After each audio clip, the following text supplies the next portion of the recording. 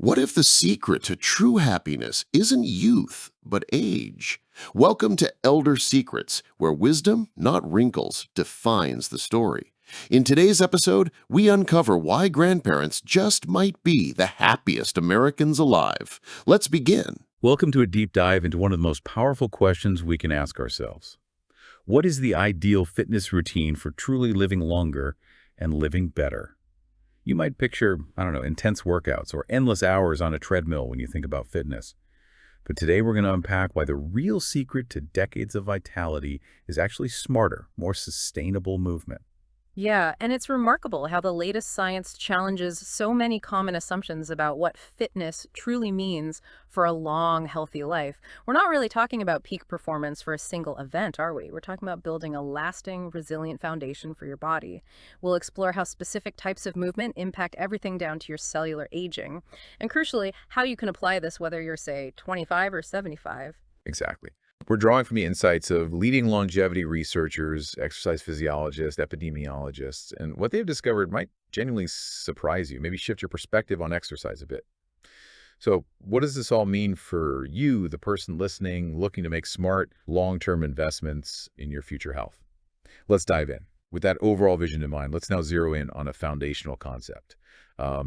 Understanding the difference between training for peak performance versus training for sustained longevity. For many, fitness immediately conjures images of Olympic athletes or bodybuilders. Can you walk us through that crucial distinction? Absolutely. That's a vital starting point. When we train for performance, think of a sprinter pushing for a personal best, or a powerlifter hitting a new max, or a marathon runner chasing a specific time. It's often about short-term metrics. It frequently involves pushing the body to its absolute limits, sometimes accepting higher injury risks because the goal is singular and time-bound. Longevity training, on the other hand, isn't about one impressive tower, like you said. It's about reinforcing the entire foundation of your physical house for decades to come. So it's more about being able to do things consistently rather than just achieve one big thing, like climbing stairs easily when you're 80 or just avoiding frailty. Precisely. It's about maintaining bone density, preserving muscle mass, which is huge, keeping your cardiovascular system robust, and sustaining functional independence over decades. And the key insight here is you absolutely don't need to be an elite athlete. Studies of centenarians, for example, consistently show they maintained consistent, moderate activity throughout their lives. Not necessarily intense or record-breaking efforts, this means building multiple types of fitness simultaneously. Cardiovascular endurance, muscular strength, flexibility, balance, and what we might call movement competency for daily life. Okay, so it sounds like we're not just training our muscles and heart, but almost our very cells. It's a remarkably sophisticated system, isn't it? Let's get into the why of it all. What's actually happening at a biological level when we exercise that helps to slow down the aging process? It is sophisticated, absolutely. As we age, our bodies naturally experience changes, like sarcopenia. That's the loss of maybe 8% of our muscle mass per decade, starting around age 30, if we don't actively work to maintain it. And strong muscles aren't just for lifting things. They're vital metabolic organs regulating blood sugar, protecting our joints. Exercise directly counters this decline. Right. And beyond muscle, what about our bones? Especially for women, I know bone density can be a major concern as we age. How does exercise specifically address that and other things like our heart or balance? Oh, it has a profound impact across the board. Exercise dramatically influences cardiovascular changes, maintaining heart and vessel function at levels typical of people decades younger. It really is powerful. It's also one of our best defenses against bone density decline, which accelerates for women post-menopause, significantly reducing the risk of osteoporosis. And like you mentioned, it drastically improves balance and coordination, which is critical for preventing falls, the leading cause of injury-related death in older adults, sadly. That's the big picture, the macro view. But you mentioned cells before. Can you take us a bit deeper? How does exercise reach all the way down to our DNA and those tiny powerhouses within our cells to promote longevity? Yeah, this is where the research truly provides a fresh perspective, I think. At the cellular level, exercise is like hitting the reset button in many ways. It sparks mitochondrial biogenesis, literally growing more of your cell's power generators, making you more efficient at producing energy. It also triggers what scientists call sirtuins, often dubbed longevity proteins, which help repair DNA and regulate cellular health. And it even impacts your telomeres. You can think of them as the protective caps on your chromosomes, like the plastic tips on shoelaces. Regular exercise helps keep those caps longer, which is associated with slowing down cellular aging. It's a prime example of hormesis, a controlled beneficial stress. It doesn't just make you recover, it actually makes you stronger and more resilient. A bit like how a small dose of a vaccine protects you from a larger threat. And the really fantastic news is it's never too late to start reaping these benefits. Okay, so if building this physical house requires a strong foundation, where does cardiovascular fitness fit in? It's often the first thing people think of, right? Cardio. And the research here is compelling. But I understand there's a surprising nuance when it comes to longevity. Maybe more isn't always better. Absolutely. The research is overwhelming. Good cardiovascular fitness does mean longer, healthier lives, no question. But what truly redefines our understanding of fitness for longevity is this. The Copenhagen City Heart Study, which tracked about 20,000 people for over 30 years, revealed something fascinating. It showed that light to moderate joggers actually had the lowest mortality rates. This isn't just about more isn't always better. It suggests as actual diminishing return, or maybe even potential harm, at the extreme upper ends of endurance training. It kind of flips the script on the whole push harder, go faster mentality for long-term health. That is fascinating. So there's a sweet spot for cardio, not just pushing until you drop. How do we find that sweet spot in our own training then? Precisely. Optimal cardiovascular training for longevity centers on what exercise scientists call zone 2 training. This basically means exercising at about 60–70% of your maximum heart rate. It's a pace where you can still hold a conversation, maybe a bit breathlessly, but you're definitely working. This intensity seems to maximally stimulate mitochondrial development, enhances fat oxidation, burning fat for fuel, and improves insulin sensitivity. The general recommendation is somewhere around 3–4 hours per week, which is actually quite manageable for most people. Now, you're talking about zone 2, polarized training.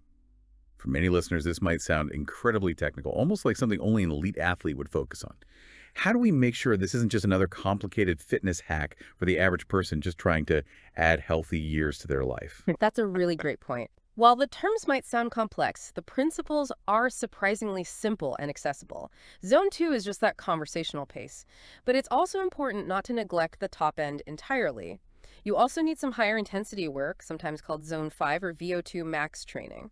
Your VO2 max, which is basically the maximum amount of oxygen your body can use during intense exercise, is a really strong predictor of longevity. And the good news is you can improve it at any age with short, intense intervals, maybe at 85–95% of your max heart rate. Think like 4-minute bursts, maybe 4 or 5 of them, totaling just 15–20 minutes a week. This polarized approach, mostly easy conversational pace with a little bit of very hard work, is actually what many elite athletes use. And the research supports it for longevity too, effectively avoiding that no man's land of middle intensity that doesn't give optimal benefits for either endurance or high-end capacity. So if cardio is the engine, then strength training. Well, it's truly the framework holding this whole longevity fitness thing together. It's fundamentally non-negotiable. Right. But I think many people, especially women maybe, still associate strength training with, getting bulky or looking like a bodybuilder. Can you address those common concerns and tell us why it's so critical for just living better, for function? Yeah, those concerns are understandable but largely unfounded for the type of strength training we're discussing for longevity. It's not about becoming Arnold Schwarzenegger. It's the only intervention that reliably prevents and can even reverse sarcopenia, that age-related muscle loss we talked about earlier. That alone is huge. Beyond that, it improves bone density more effectively than almost any other type of exercise, which is crucial for preventing osteoporosis, especially post-menopause. So it's not just about the weight you can lift, but what that strength allows you to do in daily life. Exactly that. It boosts insulin sensitivity, improves how your body handles glucose, and offers significant functional benefits. Things like carrying groceries easily, getting up from a low chair without struggling, playing with grandkids. Real life stuff. And here's a critical insight that emerges when we look at multiple large studies. Regular strength training offers a profound protective effect against all-cause mortality. It significantly lowers death rates. For longevity, the focus should be on movement quality and consistency over just piling on weight. Prioritize compound movements exercises that use multiple joints and muscles, like squats, deadlifts, pushes, pulls, carries, plus core work and rotational movements. Aim for maybe 8–15 repetitions per set, hitting major muscle groups 2–3 sessions per week. And remember, progression isn't just about heavier weights. It can be improving your form, increasing your range of motion, improving stability. Addressing imbalances between sides is also crucial. Okay, so we've got cardio and strength covered. But you mentioned mobility and flexibility earlier. They often seem to get less attention, but you suggested they're maybe underrated for longevity. We do naturally stiffen with age, but you said this isn't inevitable. Can you clarify the difference, again, between flexibility and mobility, and why mobility truly matters for how we move through life? That's an excellent point, and yes, highly underrated. Flexibility is more passive. Think how far you can stretch a muscle if someone helps you, or you hold a stretch. Mobility, on the other hand, is your active control through that range of motion. Can you move your joints freely and strongly? That's what truly matters for functional movement. Poor mobility increases your risk of injury, makes your other exercises less effective, and can make simple daily tasks incredibly difficult. And the loss isn't just about tight muscles. Joints themselves can stiffen, fascia, the connective tissue web, can get restricted, and even your nerves need to slide and glide freely. So how do we actively maintain and improve this crucial component? Is it just about doing more stretching? Stretching helps, but it's not the whole picture. The key, I think, is what some people call loaded mobility, which essentially combines strength with movement through a full range. Think about performing Romanian deadlifts correctly that actively stretches and strengthens the hamstrings through a range of motion. Or doing deep squats with good control. Focus on common restriction areas. Hips, the thoracic spine, your mid-back, shoulders, and ankles are big ones for many people. And consistency truly trumps intensity here.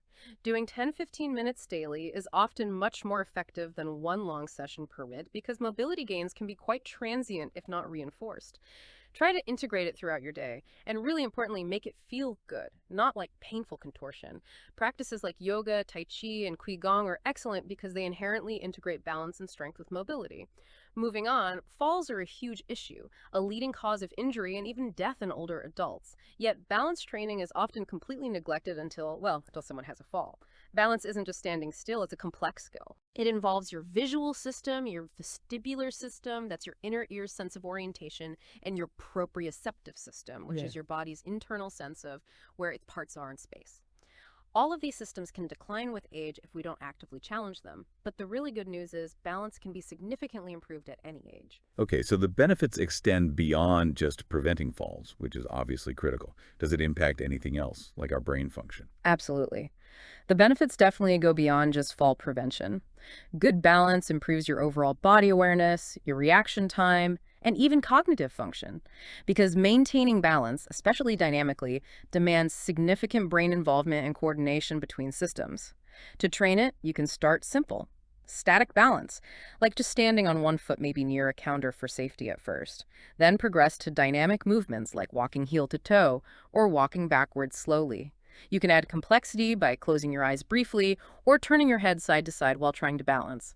For someone listening right now thinking, okay, I should do this, what's a practical, actionable way they can start incorporating balance into their day? Something simple. A really simple daily routine could be just standing on one foot for 30 seconds on each side while brushing your teeth.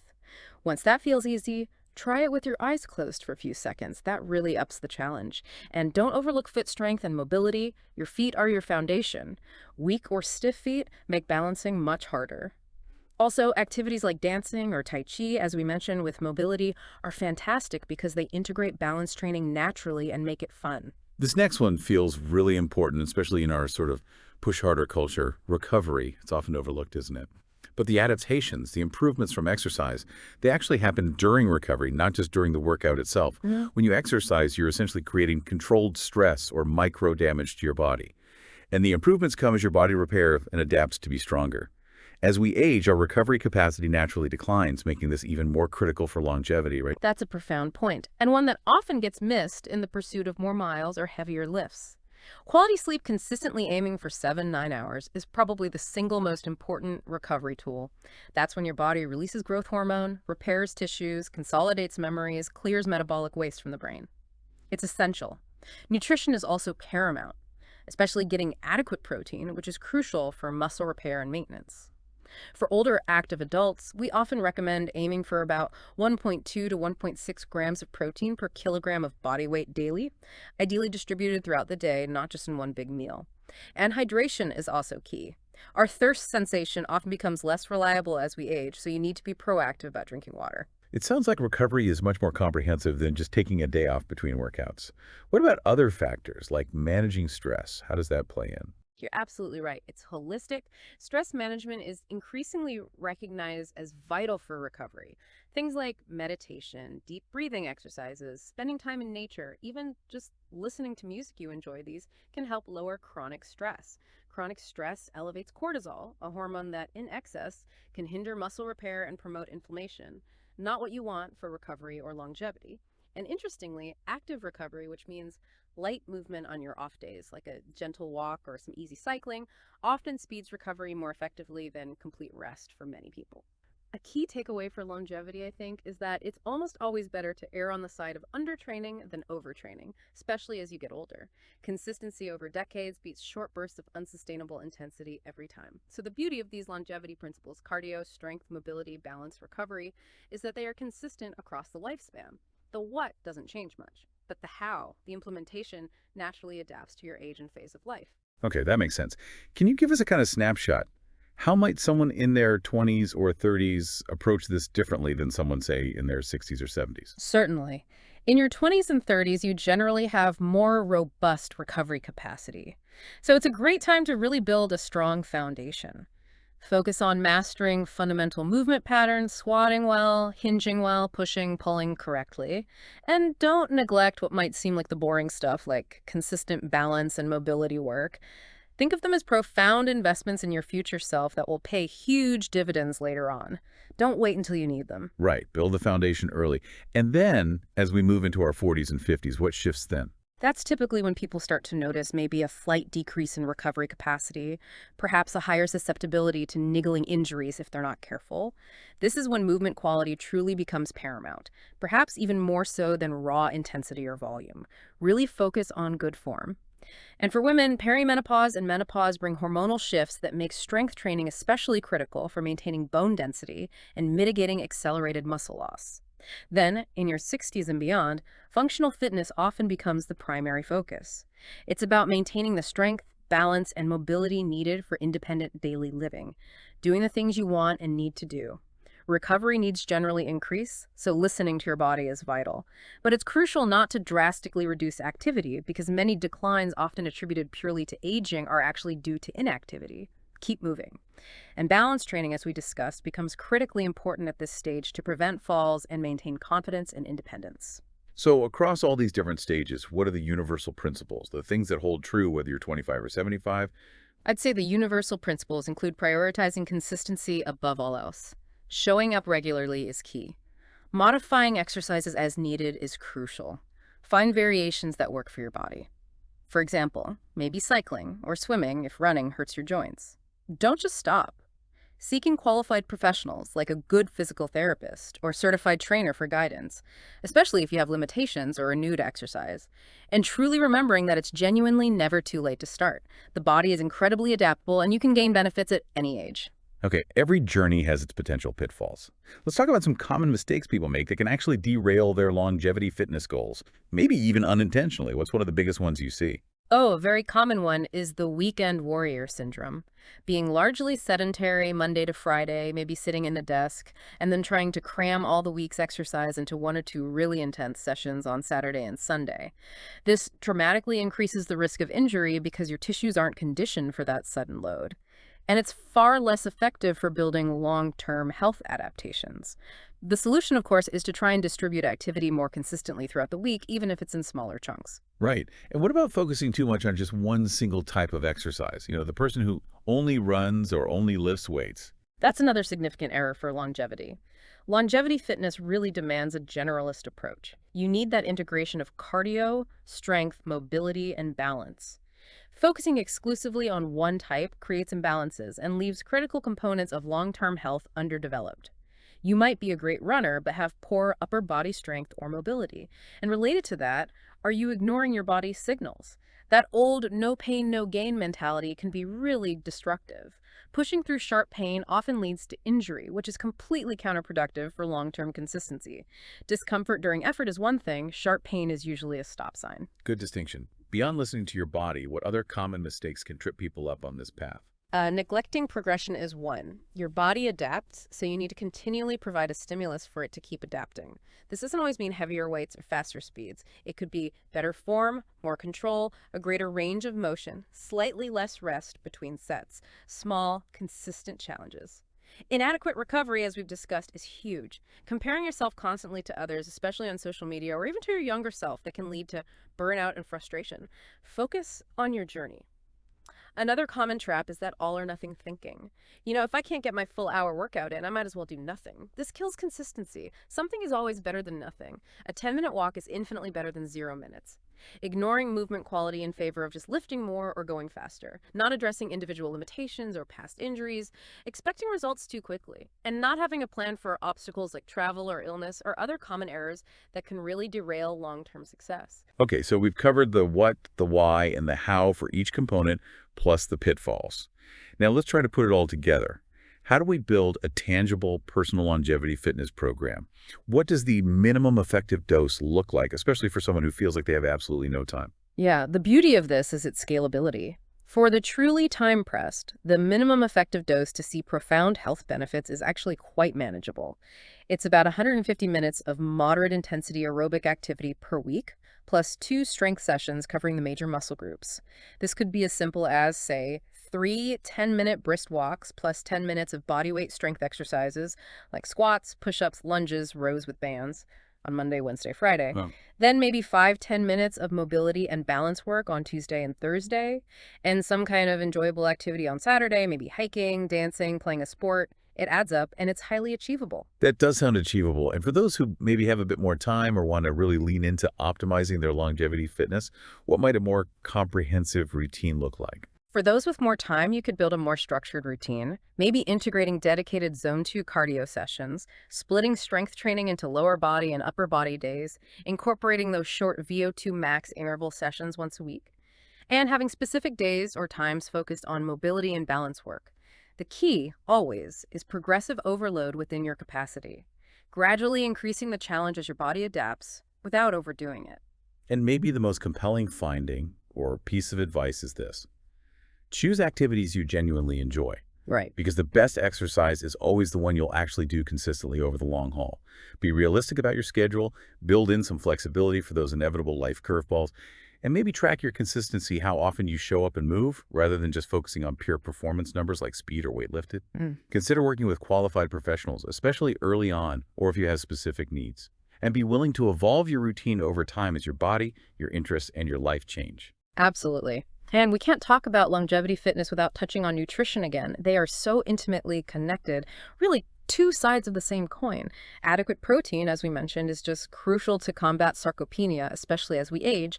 Aiming for that 1.2 to 1.6 grams of protein per kilogram of body weight daily, ideally distributed throughout your meals, helps preserve that vital muscle mass. Right. And what about carbs and fats? How should we be thinking about them in the context of this longevity-focused fitness, which isn't necessarily about peak athletic performance? Good question. Carbohydrates are still your body's preferred fuel for higher intensity exercise and for replenishing glycogen stores after workouts. But for longevity-focused moderate exercise like Zone 2, the emphasis should be on quality, minimally processed sources, fruits, vegetables, whole grains, perhaps timed around your workouts. You don't necessarily need massive amounts. Healthy fats, especially omega-3 fatty acids found in fish, flax seeds, walnuts, are essential for things like hormone production, reducing inflammation, and supporting cognitive function. They play a really significant role in overall health, and a simple question to ask yourself regularly, are you hydrating enough? As we mentioned, thirst sensation can become less reliable with age. A general guideline is aiming for about half your body weight in ounces of water daily, maybe more if you're active or in hot weather. While a varied whole food diet should provide most micronutrients, some things like vitamin D and vitamin B12 might need attention or even supplementation, particularly for older adults or those with specific dietary patterns. But remember, sustainability is key here too. Don't get caught up in overly restrictive diets or fads. Focus on these fundamental evidence-based principles of whole foods, adequate protein, healthy fats, and hydration. And the mind-body connection is so powerful. The link between physical activity and mental health is incredibly robust, isn't it? And truly vital for healthy aging. We know in the short term, exercise can improve mood, reduce anxiety, provide stress relief. You get that endorphin rush, it helps lower cortisol. Yes, and the long-term effects are even more striking. Regular exercise has been shown to be as effective as many medications for managing mild to moderate depression and anxiety. It's powerful preventative medicine for mental health. But perhaps the most profound impact for longevity is on cognitive benefits. Exercise consistently improves memory, processing speed, executive function, things like planning and decision making. And importantly, it may significantly delay the onset or slow the progression of cognitive decline and dementia. It does this through multiple mechanisms, increasing brain-derived neurotrophic factor, or BDNF, which is like fertilizer for your brain cells, promoting their growth and survival. It also encourages new blood vessel formation in the brain, improving blood flow, and can even stimulate the birth of new neurons, particularly in the hippocampus, a key area for learning and memory. Wow, so it's literally building a healthier, more resilient brain structure. Is there a specific type of exercise that's best for these cognitive benefits? The research suggests that Zone 2 aerobic training seems particularly beneficial for overall brain health and boosting BDNF. However, strength training also provides significant cognitive benefits, possibly through different pathways. So again, that combination approach is likely best. And beyond the direct biological effects, don't underestimate the indirect benefits. The social aspects of exercising with others can combat loneliness, which is a major health risk in itself. Exercise also provides structure, routine, and a sense of accomplishment and purpose, making it a powerful tool for managing stress and boosting overall well-being. So ultimately, for mental health, the best exercise is probably the one you enjoy and will stick with consistently. Let's talk technology for a moment. It can be both a powerful ally and maybe a potential distraction in this longevity fitness journey. Fitness trackers, smartwatches, they offer insights into activity levels, heart rate, sleep patterns, which can certainly motivate movement for some people. Heart rate monitors can be excellent, practical tools for guiding that Zone 2 training or hitting the right intensity for VO2 max intervals. Yeah, it's remarkable how much data we can get now. But it's crucial to remember that while these tools provide valuable data, they are fundamentally estimates. They shouldn't dictate your entire routine or override how you actually feel. They can't, for instance, capture the quality of your movement or your perceived exertion or your stress levels accurately. Smartphone apps and online classes offer fantastic structure and convenience, no doubt. But be mindful of the lack of personalized form feedback, which a qualified coach or therapist watching you move can provide. Good form is critical for avoiding injury.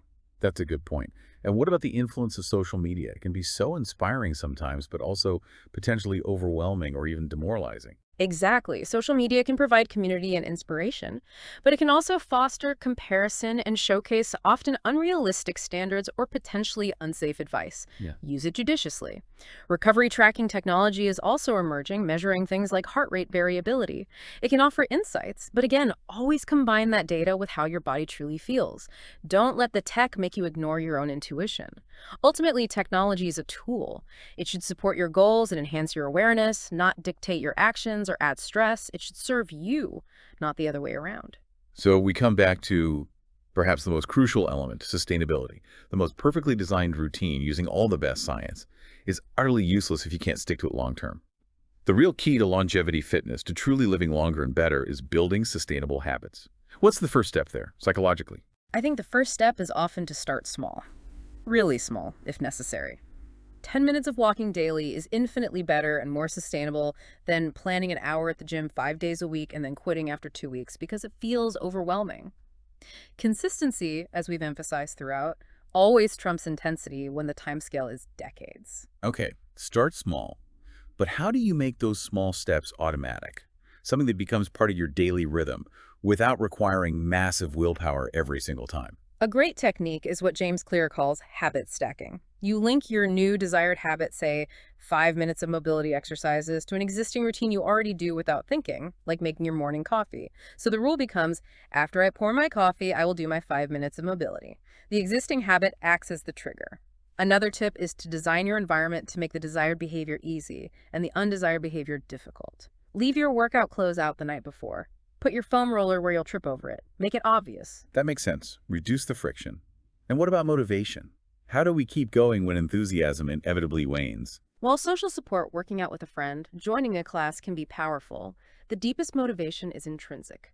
Finding activities you genuinely enjoy or focusing on how movement makes you feel rather than just how it makes you look. Tracking your consistency, maybe just putting an X on the calendar each day you move, can be more motivating long-term than tracking performance numbers. Celebrate showing up. Expect setbacks, illness, travel, busy periods, and plan for them. Have a minimum baseline routine you can do even when life gets crazy. Be willing to modify your approach as needed. And remember, building lasting habits takes time. Be patient with yourself. Focus on progress, not perfection. As we wrap up this deep dive into longevity fitness, the big takeaway for me is that the routine that will serve you best over decades isn't necessarily about peak performance or dramatic short-term transformations. It's really about building and maintaining a well-rounded foundation of strength, cardiovascular health, mobility, and balance. And the research is remarkably clear. Consistent, moderate physical activity across these domains offers profound, truly life-altering benefits for both lifespan and health span. Absolutely. And the minimum effective dose, as we discussed, is surprisingly modest, making this accessible to almost anyone, regardless of their starting point or perceived limitations.